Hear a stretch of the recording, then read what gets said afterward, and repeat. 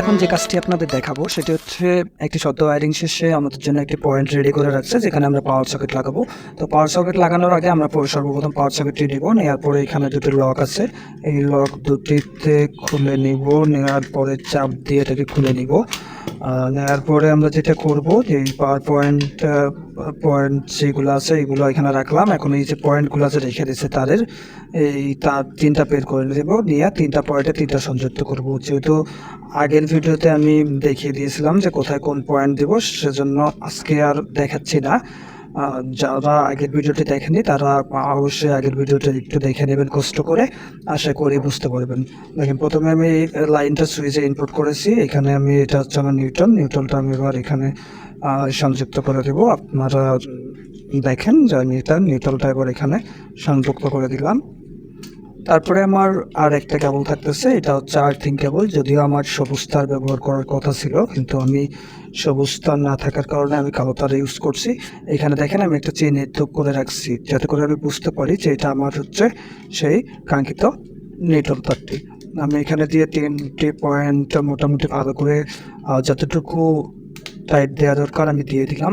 দিয়ে আমি সবগুলো পয়েন্ট দেখবো কোনোভাবে যেন খুলে না যায়। তারপরে যেটা করবো, এই তারগুলো এখানে যদি বেশি থাকে তাহলে সুন্দর করে বেশিটা রাখবো, রেখে এটা বসাবো। বসানোর পরে আমরা স্ক্রু দিয়ে এই পয়েন্টগুলোতে স্ক্রুগুলো লাগিয়ে দেবো।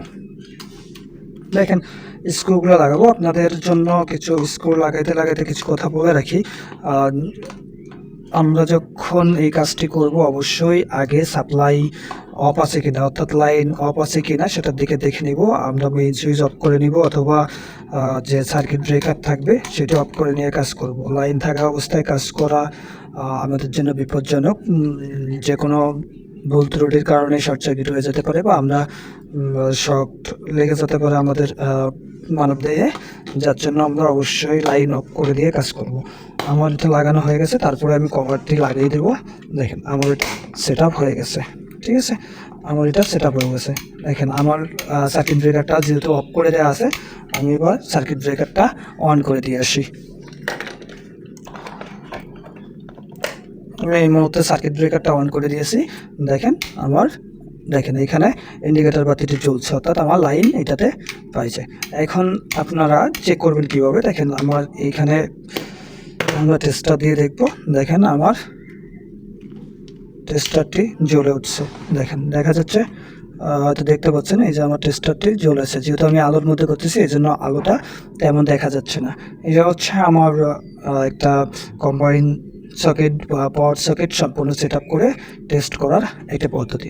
এখন আমি যে নিউট্রাল কানেকশন করছি এবং আমার আর্থিং কানেকশন করছি সেগুলো ঠিক আছে কি না সেটা চেক করার জন্য আমরা একটু কাজ করব। কী কাজ করব, আমরা একটা লোড ক্যারি এসে এখানে সংযুক্ত করে দেখব আসলে আমার লোডটা জ্বলছে কি না। ঠিক আছে, আমরা একটা লোড এখানে নিয়ে আসি। আমার কাছে লোড হিসাবে একটা ফ্যান রাখা আছে, আমরা এখন ফ্যানটি চালাই দেখব। তো দেখেন আমি ফ্যানটি নিয়ে আসলাম, আমরা জাস্ট এখানে ইন করে দিলাম। আপনারা দেখেন আমি ফ্যান দিলাম। এখন ফ্যানে যে আমার এখানে রেগুলেটর আছে সেটি আমি একটু বাড়াই দিচ্ছি। দেখেন যে আমার এটি কাজ করবে, ঠিক আছে। আমার কাছে যে ফ্যানটি আছে রেগুলেটরটার একটু প্রবলেম থাকার কারণে একটু সমস্যা করছে। দেখি এবার এই তো এবার ঘুরে গেছে। দেখেন আমি কিন্তু ওইখান থেকে ফ্যানটি চালাইতে পারতেছি। দেখেন আমার ফ্যানটি কিন্তু চলতেছে। দেখেন আমি যদি এখান থেকে এবার সুইচটা অফ করে দেই তাহলে কিন্তু আমার এই লাইটটা অফ হয়ে গেছে, সাথে সাথে আমার লোডটি অফ হয়ে গেছে। আবার সুইচটা দিলাম, দেখেন লাইটটি চলে গেছে এবং আমার এই লোডটি কিন্তু অন হয়ে গেছে। আপনারা দেখতে পাচ্ছেন এখান থেকে আমি জাস্ট চেক করার জন্য একটি ফ্যান ইউজ করছি। তো এখানে আমরা এখান থেকে বিভিন্ন লোড ইউজ করতে পারবো, যেমন ফ্রিজ, এসি আর রাইস কুকার থেকে শুরু করে সকল প্রকার লোড এখানে থেকে চালাইতে পারবো। ধন্যবাদ সবাইকে।